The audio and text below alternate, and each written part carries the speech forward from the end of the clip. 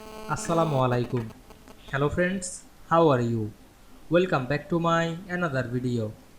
In this video, I am going to show you how to change text background color in Microsoft Excel. Let's get started.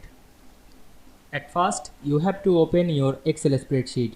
We can see here many data to this spreadsheet. Now we want to change the background color of Excel cell. Now I am select this cell, then go to the home menu, select the fill color drop down menu. We can see here many fill color. You can use any fill color to this drop down menu. Now I am select this. We can see we added a text background color. You can change the color again, select the cell again and click the background or theme color drop down menu and change this color.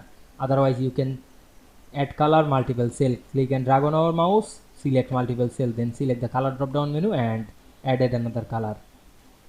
Now we can see we change text background color in Excel easily. I hope you enjoyed my video. Please like, comment, share and subscribe my channel. Thanks for watching.